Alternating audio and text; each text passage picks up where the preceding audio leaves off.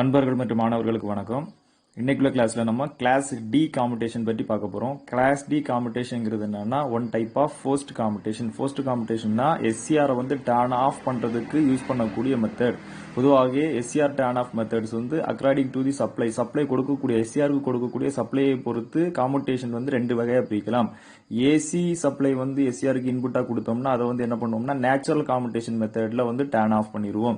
அதே இது எஸ்சிஆருக்கு வந்து டிசி சப்ளை கொடுத்தோம்னா அந்த இதுக்கு வந்து என்ன செய்யணும்னா எக்ஸ்டர்னலா சம் சர்க்கியூட்ஸை யூஸ் பண்ணி மட்டும் தான் டர்ன் ஆஃப் பண்ண முடியும். அதுதான் ஃபோர்ஸ் காம்படிஷன் சொல்லுவாங்க.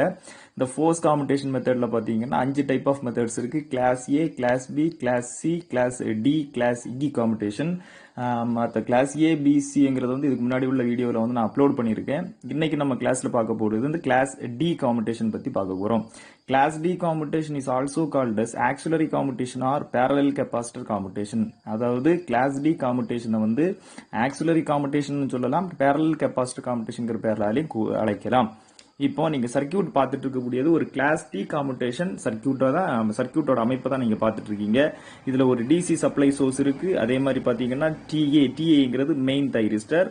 அதே T1ங்கிறது மெயின் தைரிஸ்டர், டிஏங்கிறது ஆக்சிலரி தைரிஸ்டர், ஒரு டயோடு, ஒரு இண்டக்டர், ஒரு லோடு, ஒரு கெப்பாசிட்டர். இப்போ இந்த சர்க்கியூட்டை வந்து கிளாஸ் டி காம்படிஷன் மெத்தட் எப்படி காம்படேட் பண்ணுங்கிறது படிக்கிறதுக்கு முன்னாடி என்னன்னா நம்ம வந்து ரெண்டு அசம்ஷன்ஸ் பண்ணணும். ரெண்டு அசம்ஷன் மீன்ஸ் ரெண்டு வந்து கற்பனையா நம்ம நினைச்சு வச்சிருக்கணும். என்ன கற்பனைங்கிறது என்னன்னா இந்த சர்க்கியூட்ல இருக்கக்கூடிய இந்த சிங்கிற கெப்பாசிட்டி வந்து இனிஷியலா சார்ஜ் ஆகி இருக்கிறதுங்கிறது ஒரு அசம்ஷன். அதே மாதிரி இங்க போகக்கூடிய லோடு கரண்ட் வந்து கான்ஸ்டன்டா நிலையான கரண்டாக இருக்குங்கிறது ரெண்டு அசம்ஷன். அதாவது இந்த சர்க்கியூட்டை வந்து படிக்கிறதுக்கு முன்னாடி ரெண்டு அசம்ஷன். இங்க இருக்கக்கூடிய கெப்பாசிட்டர் சி என்கிறது இனிஷியலா சார்ஜ் கண்டிஷன்ல இருக்கு, லோடு கரண்ட் வந்து கான்ஸ்டன்ட் நிலையாக இருக்குங்கிறது. இந்த கெப்பாசிட்டர் சி வந்து எப்படி இனிஷியலி சார்ஜ்ல இருக்குங்கிறத வந்து நான் இந்த சர்க்கியூட்ல கொடுத்துருக்கேன் பாருங்க.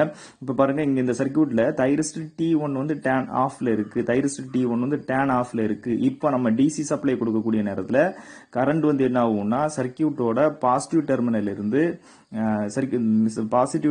கெப்பாசிட்டரோட upper plate, lower plate, thyristor டிஏ அப்படி வழியா லோடு வழியா போயிட்டு நெகட்டிவ் பிளேட்டுக்கு வந்துட்டு இருக்கு.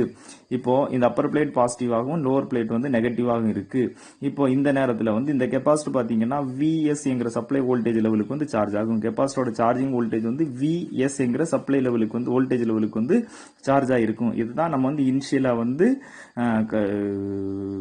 அசம்ஷன் பண்ணக்கூடிய இனிஷியல் கெப்பாசிட்டர் வந்து சார்ஜ் ஆயிருக்குங்கிறது. இப்போ என்ன பண்றோம்னா சாதா சர்க்கியூட் வந்து ஆப்ரேட் ஆகுறதுக்காக தைரிஸ்டர் T1 கேட்டுக்கு வந்து பாசிட்டிவ் பல்ஸ் கொடுத்து எஸ்சிஆரை வந்து டேன் ஆன் பண்றோம். எஸ்சிஆரை வந்து டேன் ஆன் பண்ணக்கூடிய நேரத்தில் இங்க சப்ளை சோர்ஸ்ல இருக்கக்கூடிய வோல்டேஜ் ஆர் கரண்ட் வந்து பாசிட்டிவ் பிளேட்ல இருந்து தைரிஸ்டர் T1 வழியா லோடுக்கு ஃப்ளோ ஆயிட்டு இருக்கும். இது வந்து ஒரு லூப்பு. அதே மாதிரி இங்க ஃப்ளோ ஆயிட்டு இருக்கக்கூடியதுல சம் கரண்ட் என்ன செய்யும்னா இது வழியா வந்துட்டு இந்த இண்டக்டர் டயோடு வழியாட்டு திருப்பி இந்த கெப்பாசிட்டருக்கு போகும். ஆல்ரெடி இந்த கெப்பாசிட்டர் வந்து என்ன பண்ணிருக்கும்னா விஎஸ்ங்கிற வோல்டேஜ் லெவலுக்கு வந்து சார்ஜ் ஆயிருக்கும். ஆனா சார்ஜ் ஆயிருக்கக்கூடிய நேரத்தில் பாத்தீங்கன்னா இங்க பாசிட்டிவ் இங்க நெகட்டிவ் பிளேட்டா இருக்கும். இந்த பிளேட் பாசிட்டிவாகும், இந்த பிளேட் வந்து நெகட்டிவா இருக்கும்.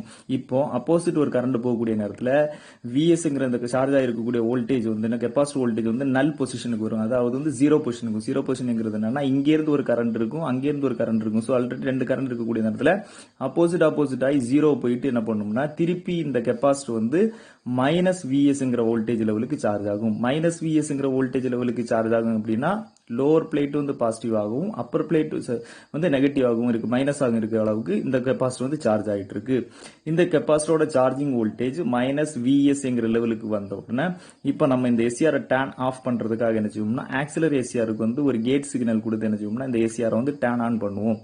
இந்த எஸ்சிஆர் வந்து டேன் ஆன் பண்ணக்கூடிய நேரத்தில் இங்க இருக்கு சார்ஜ் பண்ணி வச்சிருக்கக்கூடிய கரண்ட் வோல்டேஜ் சேவ் பண்ணி வச்சிருக்கக்கூடிய வோல்டேஜ் ஆர் கரண்ட் வந்து என்ன செய்யும்னா ஆக்சிலரி தைரிஸ்டர் வழியா போயிட்டு இங்க அப்போசிட் டைரக்ஷனுக்கு போயிடும்.